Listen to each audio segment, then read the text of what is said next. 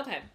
Um, Before I give you some history about this book with me, I want to say if I'm eating in this video, I have a cup of peanuts next to me on the table. I have been doing a recording session for about a little bit over an hour, maybe close to 2 hours. So snacks are a thing right now. And I have a cup of peanuts right next to me on the table. So that's what I'm kind of figured out to tell you. But this book and I have some history. I read it, I believe, during lockdown the first time, or a little, or maybe before. I can't remember if I read the Song of Achilles during lockdown, or if it was this one, or if it was both. But I remember, I'm pretty sure I read this either during lockdown or a little bit before. And I remember not liking this book. I gave it 1 star, and I did not like this book. Granted, at the time, I also had a bit of a, I think, rocky relationship with my writing and show and tell and the way stories should be told and all this stuff. So, I was a different reader then and a different writer, I think. And now I've grown, and I think I know for now that I'll have a different relationship with certain books. And this one I have a different relationship with, so I have a different experience now. So let's talk about it. Let's read the synopsis first. In the house of Helios, god of the sun and mightiest of the Titans, a daughter is born. But Circe is a strange child, neither powerful like her father, nor viciously alluring like her mother. Turning to the world of mortals for companionship, she discovers that she does possess power, the power of witchcraft, which can transform rivals into monsters and menace the gods themselves.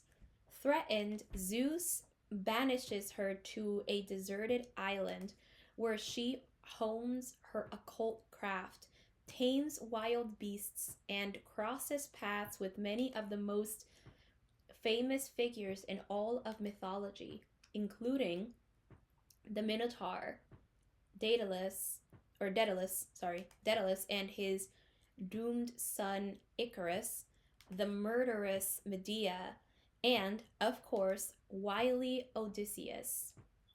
But there is danger, too, for a woman who stands alone, and Circe unwittingly draws the wrath of both men and gods, ultimately finding herself pitted against one of the most terrifying and vengeful of the Olympians.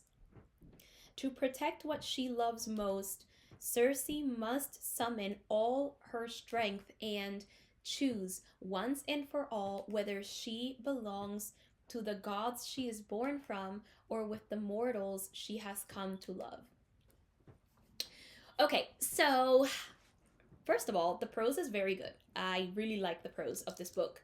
I think that the prose is somewhat one of my favorite parts of this book. I think it's great. Now we have the entire story told through Circe's point of view. I have talked about. I talked in. Wait. Did I? Oh, no, I didn't. I didn't mention it. I think in this, like in a recent review. But well, yes, I did. I talked about the pitfalls of first person a little bit, like telling your story in first person, especially like in one point of view, which is that you are stuck in this person's head. So you see everyone through this person's head. You don't get to see the other characters grow or much of that. You kind of just see them through the head of the character that you are currently like the story is currently being told from whose point of view the story is being told from. So there is a bit of a pitfall there because you don't know the other characters as much, and that is something that this story I think suffers from because it's told in her point of view. I don't mind this though because I actually kind of okay with it just because I think the mythology in Circe's point of view, even though it is reimagined, is great. But it is one of those things that that if you want to know more about other characters, you're gonna see them through her point of view instead. You're not gonna see them through their own thing as much. This is where dialogue is great, and the story has a good amount of dialogue, um, so you're good. But also, that is one of the pitfalls of that. This book is also just kind of I actually no, it is not told. Is it? There are moments where it feels like this book is told in like a first person retrospective because it's like she'll make some like random like change to the, it's not completely random, but it'll be like oh this happened and it's still there today, like things like that. So that is something that I think I noticed when I was reading. So it but it's mainly just told in first person. But yeah, as the book kind of goes on, one of the other things I'll say is this does kind of, the synopsis is really good at seemingly giving you a plot to follow. But what I will say is that the most of this book, I wouldn't say that there's like the plot itself is kind of like it loosely connects events. It's very similarly written to American Gods, where it's kind of like a bit more meandering. You get different events happening. They are loosely connected by the plot, but it is more the events are more loosely connected. They things kind of happen more in like we just follow this woman's life kind of thing.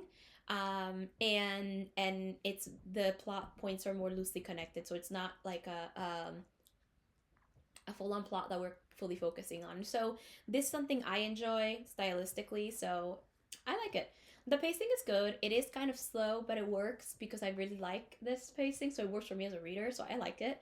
I think that the themes explored here are kind of really interesting. They do offer some, I think, like social commentary on like powerlessness, I think, or just commentary on powerlessness, and I think it's kind of interesting. A lot of it just reminded me of like the feeling of being powerless, especially if you identify as or present as a woman. I mean, just look at the recent, well, maybe for me it's recent as I'm recording, but it's like the overturn of Roe v. Wade and the all that stuff that's happening currently, like that people, or some people, not all people, are standing for, that could take away the autonomy of people in general, especially like women and minorities and stuff like that. So I think this was kind of interesting, which is why I titled this, a subtitle for this was just giving voice to the unheard. I think this is something that Miller does really, really well, because let's be honest, if you read mythology of Circe, like it's not going to be completely in her point of view. So for example, when she appears in Odysseus's point of in Odysseus's like in Odysseus, basically the his story, the Odyssey.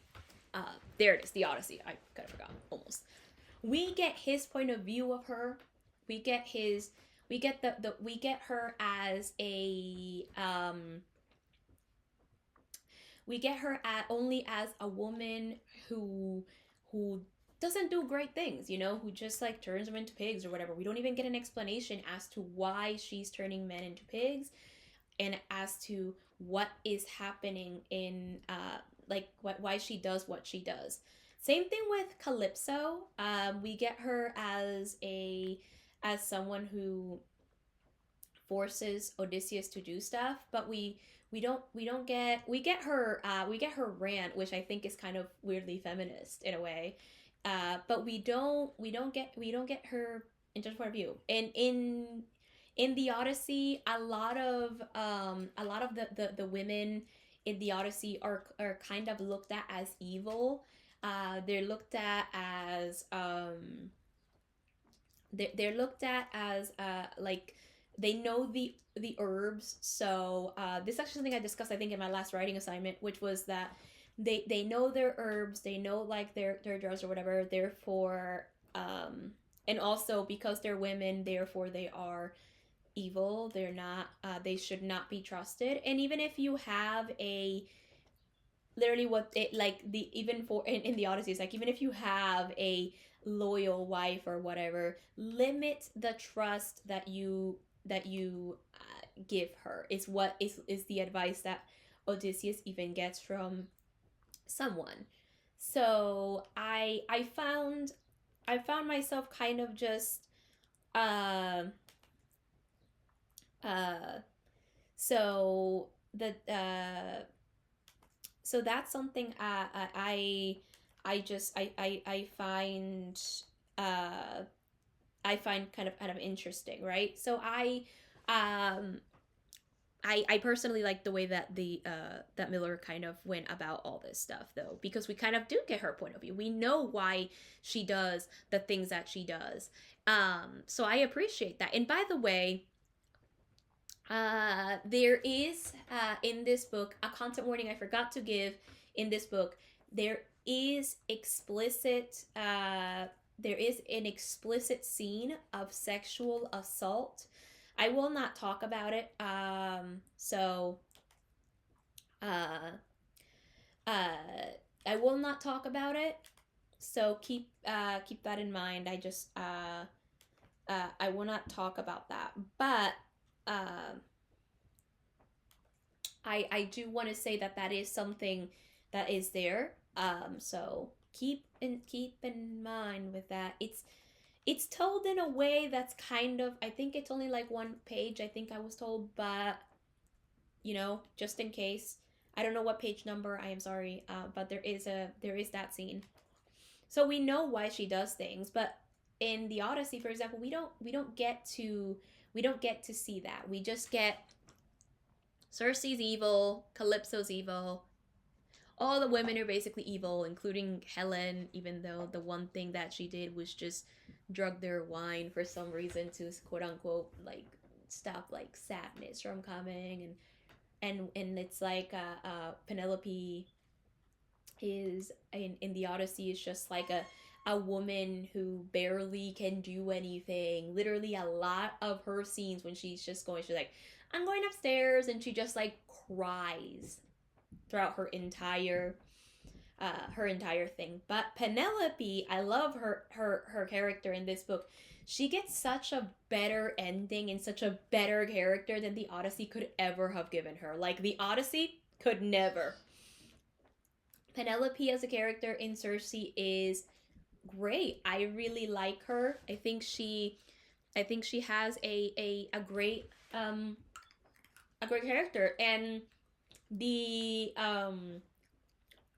her intelligence is shown in this book. Something I don't think that the Odyssey does very well, but her intelligence is shown here, and I appreciate that a lot. So, thank you for showing us intelligence from Penelope. Because that's not what I saw. That's not what I saw in the Odyssey. I saw in a very much mostly a crime woman. That's all I saw in the Odyssey. And I'm okay with women showing emotions in stories. I think that's important, but like there is nothing to her in the Odyssey. Absolutely nothing. So yeah. Anyway, The characters are okay. Again, we see them mainly through Circe's point of view, so we don't get to see everything that they do or everything about them, but I think it was still interesting. I want to talk about the ending a little bit. There's kind of like a romantic plot line that just doesn't feel very natural here. I didn't enjoy it. But also, the ending. I want to talk about the ending. So the ending, for some readers, may not be satisfying. I'm not going to tell you why this is. I'm not going to give you a spoiler, but it may not be extremely satisfying because of the choices the choice that she makes at the end. But I personally think it works and that it is satisfying. It has an interesting twist that I think you wouldn't have expected. But I think that and I actually did not catch it the first time I read the book, but I think that if you look back, you can kind of see that this was kind of foreshadowed, and I actually think it works really, really well. So, but for some readers, this ending that Circe has is disappointing, but at the same time, I actually kind of like it. So, let me know, without spoilers, in the comments, what do you think about the ending? Because some people might find it disappointing, while me, I'm like, there is something to be said that she would have. This is the kind of life she would have wanted, and I think it's kind of interesting. So, yeah. Anyway, let me know what you think about Circe in the comments, and I look forward to seeing if you have any interesting points in the comments, or like if you comment at all. I just look forward to a conversation with you about Circe. Hello, and I hope you enjoyed this review. Thank you for making it to the end. I hope that it was an interesting one. I did not remember that I was eating in this video, I'm gonna be honest. But I hope it's okay. I'm happy enough to upload it since it's still an authentic video, but I hope it was fine. But either way, as said at the end, let me know your thoughts on Circe in the comments. I do actually have another review by Madeline Miller coming up in the next few weeks, probably.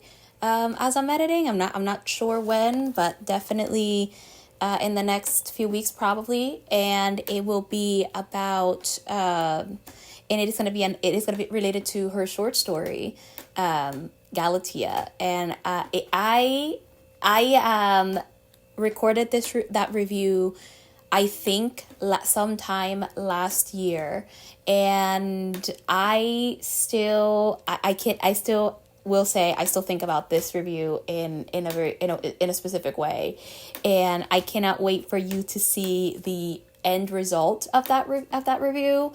But for now, I think this is a good way to like whet your appetite, if you will, so that way you have an idea of my thoughts on something like Circe, because I have a much longer review with this in mind. So anyway, if you have made it to the end, thank you so much. Thank you for watching. If you enjoy my content, consider subscribing and turning on notifications so you're aware of when there are new videos. I am attempting to post very often. I'm a little bit late on this one regarding time anyway, not as in like the day, but I'm a little bit late based on the time I originally planned to post. But as long as I post it on the day, I'm fine. But I am posting as regularly as I can at the moment. Right now on Tuesdays, you can find a new poem from my debut collection, Pieces of Me. So if you're interested in that collection, along with my other book, which is a fantasy short story, feel free to look for that in the description. I will have the links, and it'll be great. It's a great way to support me if you are interested in doing so. You can also hire me for beta reading services. My email is in the description below. And with that out of the way, thank you so much for watching. I hope you have a great day or night whenever you're watching, and consume stories. Bye!